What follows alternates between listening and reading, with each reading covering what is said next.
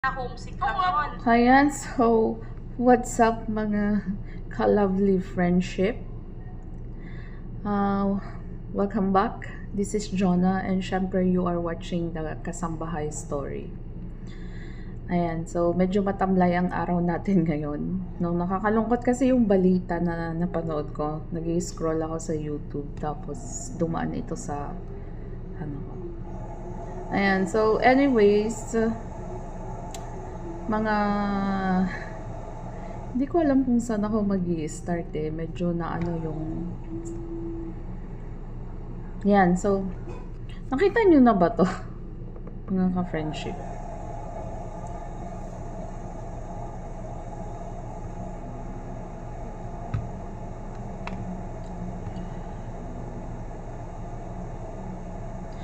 Yan, so sa lahat ng mga kasamahan natin, in behalf, nakikiramay po kami sa family ng isang OFW na kamakailan ay lumisan. No, so nakakalungkot kapag iniisip mo na isa sa mga kasamahan mo, kahit hindi mo siya kapamilya, kahit hindi natin siya kapamilya, no? Since kasamahan natin na nagtratrabaho dito sa gitnang silangan as kasambahay. Nakakalungkot na isipin na isa sa mga kasamahan mo ay pumanaw.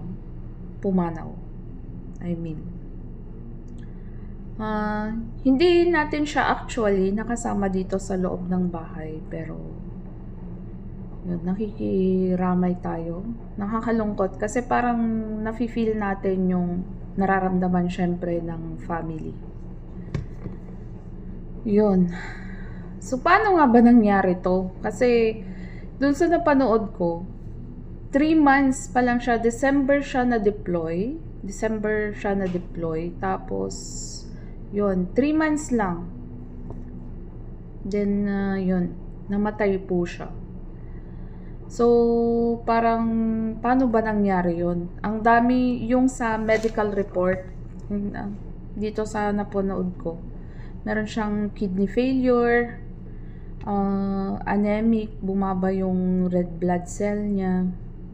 Tapos, pneumonia, ayun, may tubig sa baga. Parang komplikasyon, halo-halo, no? Tapos, pati itong kasama ko kasi pinapanood namin siya kanina. Sabi niya sa akin, bakit hindi ba ini-screen ng Pilipinas? Wala ba kayong medical sa Pilipinas? Sabi niya, itong Indonesian na kasama ko. Sabi niya, bakit hindi ba yun nakita agad doon sa medical niya? Yun yung tanong niya. Tapos, sumagi agad sa isip ko. Ito sa mga agency, totoo ito. Huwag nating totoo po ito. Kasi sa mga agency, minsan, ginagawan nila yan ng paraan. Kung halimbawang may pending ang isang aplikante, ginagawan nila yan ng hocus pocus. Hocus pocus, sabi nila dito hocus pocus. Ginagawa nila yan ng paraan para maipasa nung applicant yung medical niya. Paano? Minsan wini-waiver yan. Gumagawa sila ng waiver. Gumagawa sila ng kunwaring waiver na galing sa employer na wini-waive niya yung worker niya na okay sa kanya yung kalagayan ng kanyang worker. Mga agency, huwag nyong i-deny yan. Totoo yan. Ginagawa nyo yan. Hindi lang iisang agency. Diba? Gumagawa kayo papapirmahin nyo ng waiver yung applicant. Tapos, kunwaring gagawa ng waiver yung employer. Pero ang totoo, ang gumawa ng waiver, agency lang. Tapos, gagawa din ng waiver yung agency. Tapos, isasubmit doon sa medical center.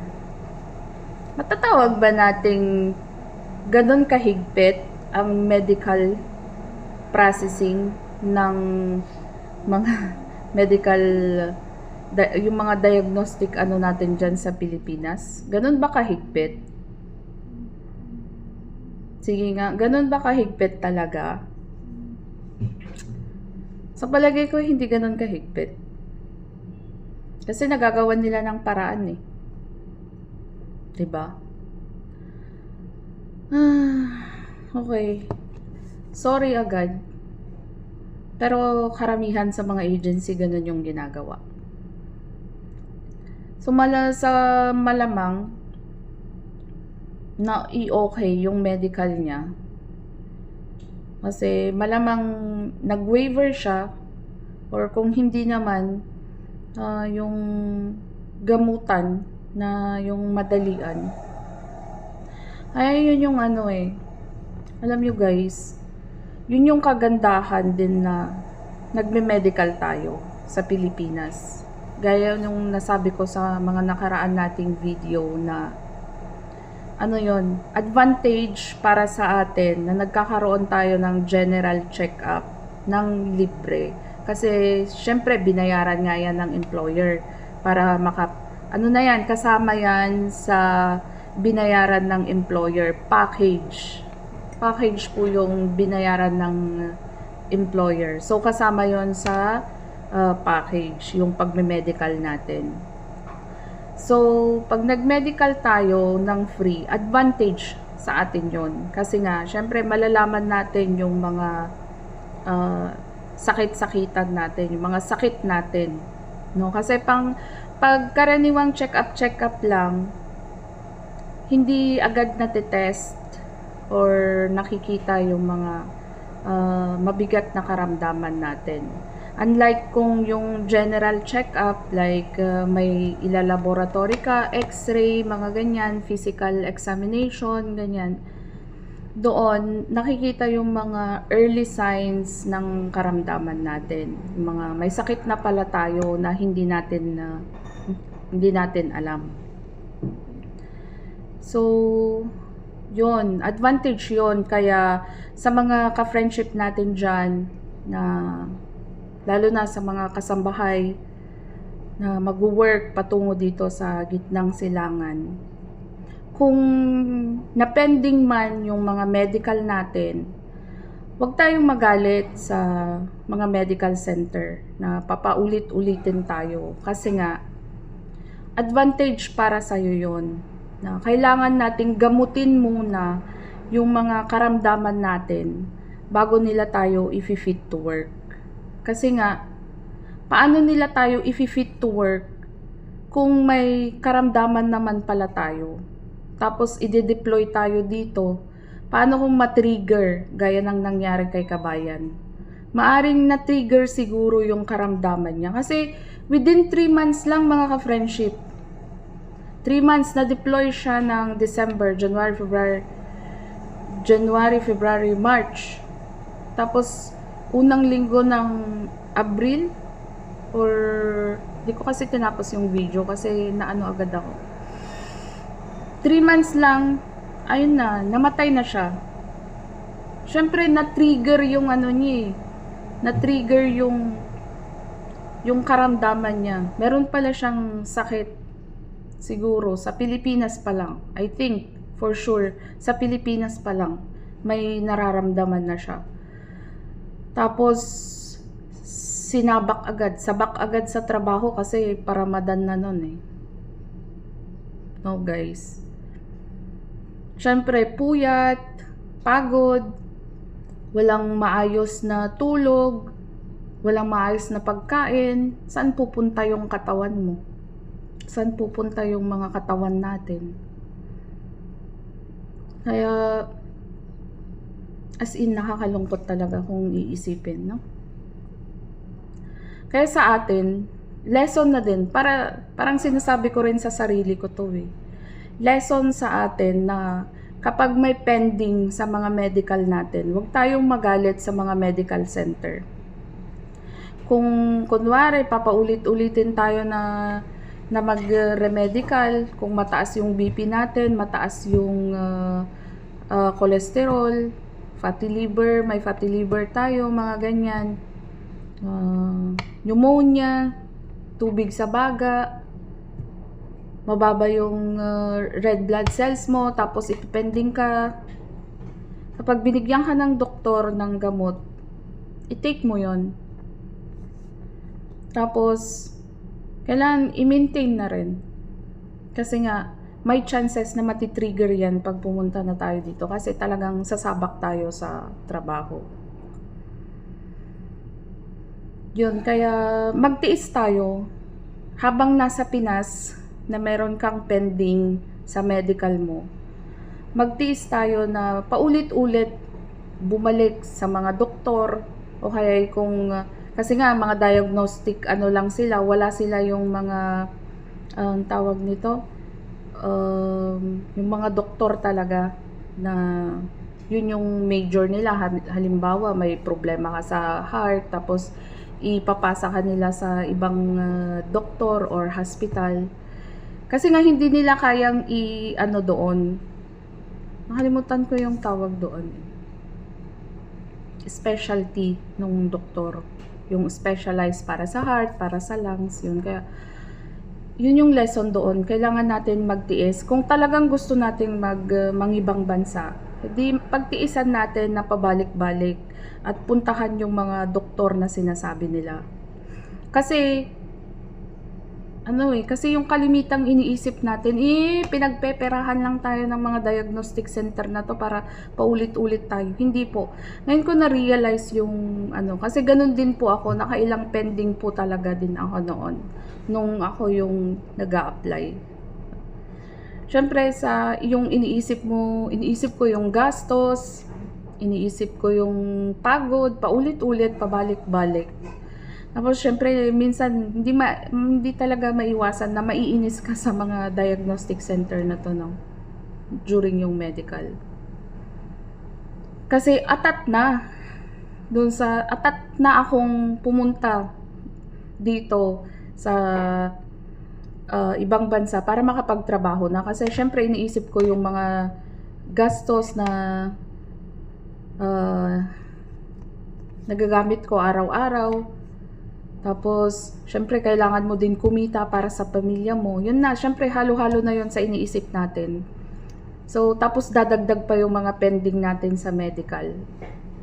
Wherein, atat na tayong makapasa para ma-process na yung application natin at makapag-start na tayo sa trabaho.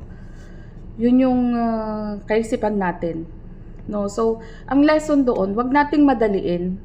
Kasi ang gusto naman nitong mga medical center na to, mga diagnostic center, is ma-okay talaga yung health status natin bago nila tayo ipasa, para sure sila na pag pumunta tayo dito ay okay din yung katawan natin, hindi yung may nararamdaman tayo. Kagaya niyan, si Kabayan, 3 months pa lang siya. Kung napanood nyo to, siya, lalo na pag naririnig nyo yung iyak ng nanay. Nakakalungkot talaga. Kasi nga, gusto nung anak, syempre, makapagtrabaho, makaipon, may mga pangarap din siya, makatulong sa pamilya niya, tapos ganun yung mangyayari. Diba? Nakakalungkot. Char. Yan. So, yun yung lesson, mga ka-friendship. Kung may pending kayo sa mga medical nyo, pagtiisan ninyo na pabalik-balik sa medical center hanggang ma-okay talaga yung mga na-pending na medical nyo. Halimbawa, may pending kayo sa dugo, sa high blood, ganyan. Kailangan hanggang ma-okay. Kung may gamutan na binigay ang doktor, i-take natin. Minsan nga, naalala ko, dinaya ko pa yon kasi hypertension din yung isa sa sakit ko, no. Nagkata-press pa ako para lang pababain talaga. Wherein, pag iniisip ko, mali yun. Baling-mali. Ayan, so, maaring kay Kabayan, Hindi siya totally okay na na-deploy. It's either pinag-waiver siya or madali ang gamutan. Tapos, nung nakita siguro na saka finit to work agad. Yun. Karaniwan yan sa agency, finit to work kasi minsan nagwe-waiver sila. Ginagawa niya ng paraan. Kasi 3 months, ganun agad yung mga sakit niya. Nag-kidney failure.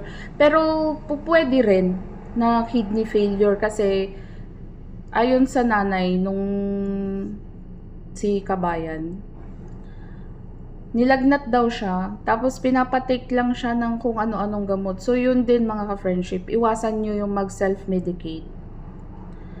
Karapatan natin, tatandaan nyo yan, karapatan natin na magkaroon tayo ng free na medical check-up dito. And kung talagang hindi na kaya, sa loob ng 3 months, pwede kang umuwi. Kayong mga agency, hindi yung sasabihin nyo na na-homesick lang yan. O ano ngayon? Na-homesick lang. Dapat panagutin din kayo eh. Kasi nagsabi na sa inyo yung aplikante. Tapos yun, sasabihin yung na-homesick lang. Right niya yun. Kasi hindi na nga kaya ng katawan niya. Right niyang i-terminate yun lalo at wala pang 3 months. Karapatan niya yung i-terminate yung kontrata niya at umuwi. Pero anong ginawa nyo? Sinabihan nyo lang ng na-homesick. Karapatan din ng worker na magkaroon ng libreng check-up. Pero hindi yata siya napa-check up. Binigyan lang siya ng mga gamot. May antibiotic pa yatang sinabi yung mother. Huwag kayong magsi-self-medicate, mga ka-friendship. Kasi kapag nagsi-self-medicate kayo, tapos malakasang gamot pala yung tinitake ninyo na hindi naman para pala doon sa sakit na nararamdaman nyo, talagang bibigay po ang kidney ninyo. Toxic. Yun. So, huli na ang lahat. So, dapat, yun yung isa sa pagtuunan sana ng pansin. O, lalo na sa mga agency dyan. Lahat ng agency. No?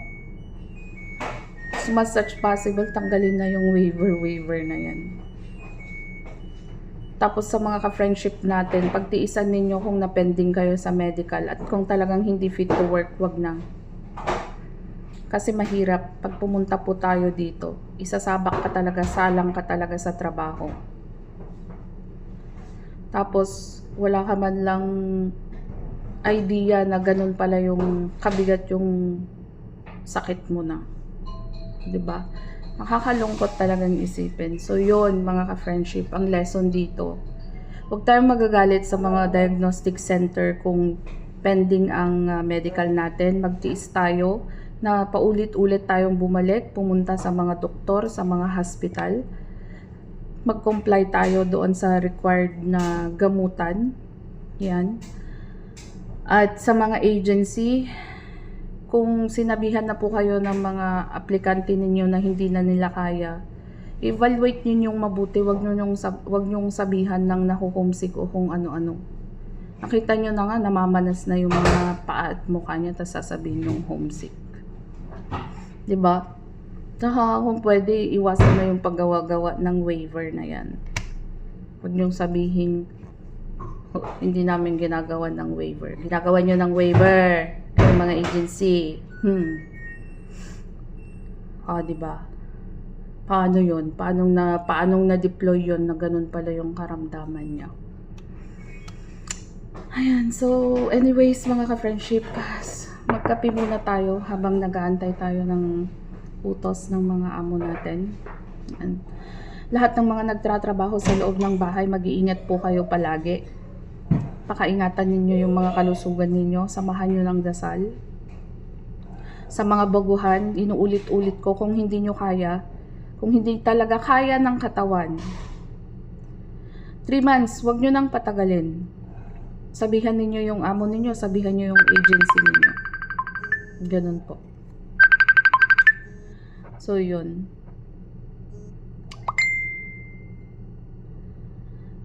Ayan. Naano ako. Talagang mahirap alisin kasi mahirap ano sa utak, no, na nakakaawa yung sitwasyon. Minsan parang iniisip natin na parang ano lang, kwento-kwento lang. Pero yun po yung katotohanan. So kaya mag-ingat po kayo palagi, lagi tayong magdarasal, ingatan ang katawan, kung may mga karamdaman, magpa-check up po palagi. Ayan. So ito po ang inyong ka-friendship Jonah. Maraming salamat po. Hanggang sa muli. Bye. Copy mode muna.